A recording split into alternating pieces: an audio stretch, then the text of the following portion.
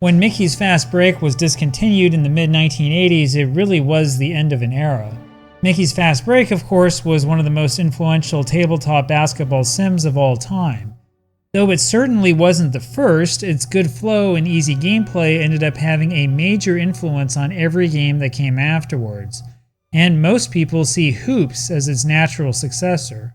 But is Hoops as good as Mickey's Fast Break? And does the apparent connection between the two games mean that Hoops is the best tabletop basketball sim on the market today? Well, let's take a look and see how it works first. Just like almost every tabletop basketball sim on the market, Hoops uses fast action cards to drive the action. Unlike Strat-O-Matic and Mickey's Fast Break, however, these fast action cards are double-sided. So this is the front side of the play action card, and this is the back side. The instructions here are just a little bit confusing since it refers to a discarded play action card. I don't really like using terms like that. It's actually really simple when you think about it. So you've got the front side of the card and the back side. When you're done with the front side of one card, you flip it over to get to the front side of the next card, and you use that along with the back side of the card you just used. So just call it the front and the back. So in this case, the power forward of the team with the ball has possession of the ball. That's written here on the top of the front side up card. And on the top of the back side up card, we see that it says defense. That means that we'll look at the card of the player guarding the power forward on defense. So in this case, let's say that Karl Malone has the ball and was playing power forward. He's being guarded by Horace Grant. That defender reading means we look at Horace Grant's defensive column for the result. And then you roll 2 dice. Let's say we get a 7. The result is BLK, a block, which means that Grant blocked the shot. We then look back to the play action cards for the rebound result to see who winds up with the ball. That is this bolded and underlined part on the back side. It says offensive point guard. That would be John Stockton. Now, according to the rules, you roll against Stockton's inside column to see what he does with the ball. And as you can see here, all players have 3 offensive columns. There's I, which is for inside shots, there's O, which is for outside shots, and then there's F, which is for the fast break. So we roll here against Stockton's I column. Let's say that we get an 8. The result is assist, which is the equivalent of a dazzler in Strat-O-Matic. Now the instructions tell us to assign the basket randomly using our choice of method. We can roll a single die, and if the number is a 4, then Stockton dished it to the power forward, Karl Malone, for an easy basket. And yeah, that's basically it. Now, this should seem familiar to you if you've played other basketball board games. It takes some inspiration from Strat-O-Matic with the inside and outside columns, as well as some inspiration from Mickey's Fast Break. That's with the fast action cards, the way that they work, and how easy the game is. But there are also a few innovations that are pretty interesting. If you're familiar with Strat-O-Matic basketball, you know that you've got to choose which players are playing inside and which players are playing outside at the beginning of the game. This is a complicated system that is extremely confusing, especially if you're just playing single player. In Hoops, every player has a rating from 1 to 10 for inside and outside play. So let's say that the fast action card gives you something like offense 7 for the small forward. Now let's say that Scottie Pippen is the small forward. The 7 in this fast action card tells you whether to use the inside or outside column. So in Pippen's case, his outside range is 7 to 10, which means we roll against the outside column. Now if it were Karl Malone instead, he's got a 1 to 7 for his inside column range, which means that he would use the inside column. And if it were Mark Eaton, he would only use the inside column since he's got a 1 to 10 range there. Or in other words, Hoops tends to play itself in a way that Strat-O-Matic doesn't. And that's really what makes this game more like Mickey's Fast Break. Now, you should notice that there is no Trigger Man or alternate Trigger Man feature in Hoops. Instead, there's what they call the X column. That's used to target the players that were more involved in their offenses in real life than their teammates. Sometimes you'll see a play action card like this, an asterisk and the number 3. This means that any player with an X rating of 3 or higher is eligible to get possession of the ball.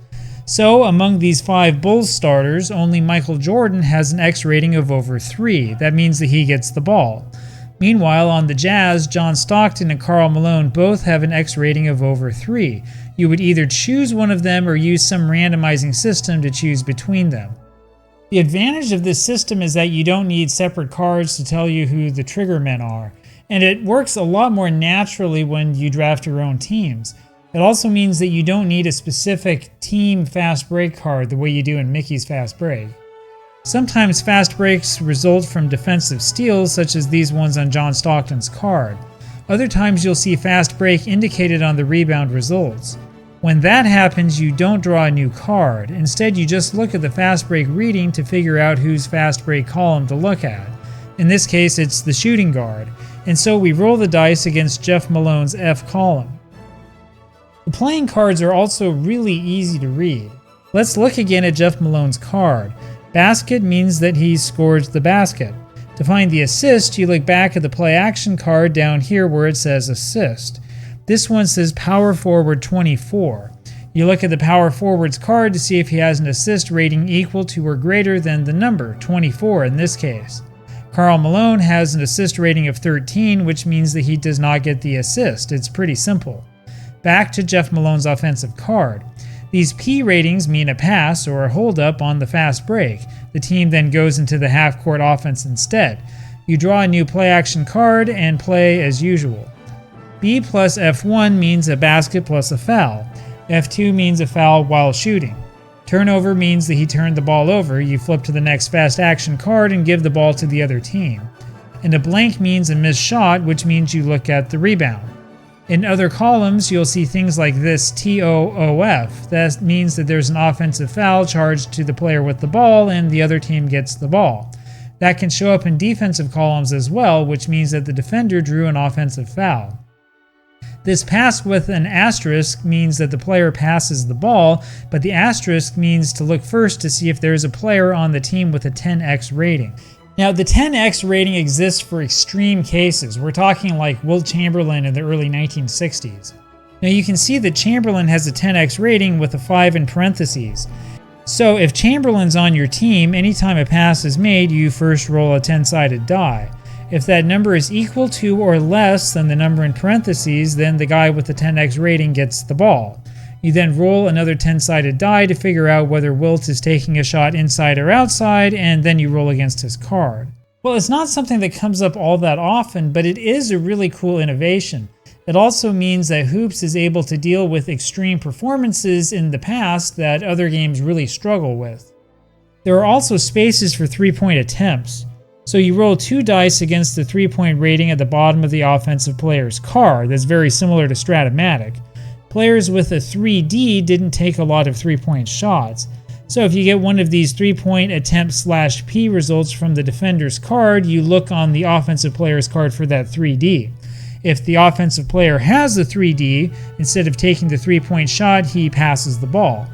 If he does not have the 3D, you then look at the D3 range under the defender's card to see if the offensive player made the three-pointer or not. Or in other words, players are rated for their individual ability to defend against the three-point shot. That's pretty cool when you think about it. These basket/P results work similarly. Some players have a 2D located at the bottom of the O column, such as Mark Eden. If his defender gets the basket/P result, Eden passes the ball.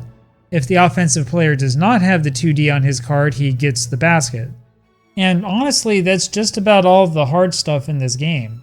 Players have free throw shooting ranges at the bottom of their cards, which is exactly like Strat-O-Matic. Players are also rated for offensive and defensive rebounding skills. Some rebounding cards tell you to add a certain number of points to the offensive or defensive rebounder. This is exactly like Mickey's Fast Break. Other cards tell you to roll dice and add the result to one player or the other, also exactly like Mickey's Fast Break. And then there's the timing system, which is also pretty easy to understand. Now, the timing system of this game resembles Strat-O-Matic. The play-action cards themselves are the timer.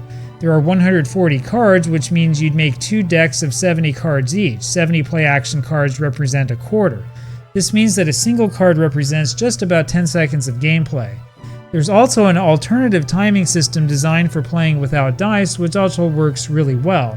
Each of these play-action cards also includes dice rolls, one 10-sided dice roll, one for 2 6-sided dice combined, and another one for a single 6-sided die.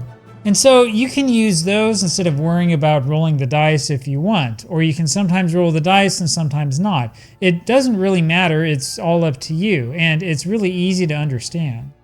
There are a few more advanced things you can look at, like a block shot chart if you want a different way to resolve block shots. There's this rebound chart, though I can't really figure out when it actually comes up. It's not mentioned in the instructions. You can choose to push the ball or to slow things down. There's also an intentional foul chart, which is similar to Strat-O-Matic. There are also a few other miscellaneous things like home court advantage. There's an option for calling a play after a timeout. There's also an option for clutch players, though it's mostly about allocating more shots to certain players rather than whether they hit the shot or not. And anyway, that's pretty much about it. Just like Mickey's Fast Break, this game plays really quickly and it's really easy to understand once you get the basic flow down. But is it the best game that's out there? Well, that's a real subjective question, of course. Hoops has a really fast game flow that reminds me a lot of Fast Break. It doesn't quite have the team defense concepts that Strat-O-Matic has, however. But in contrast, the cards in Hoops are a lot more simple and it's a lot easier to understand the game. And the options for players with extreme ratings and results are better than any other game on the market, in my opinion. Well, it's still a small game with a small community. Anyway, give it a try. Now, in fact, is probably the perfect time to get into it.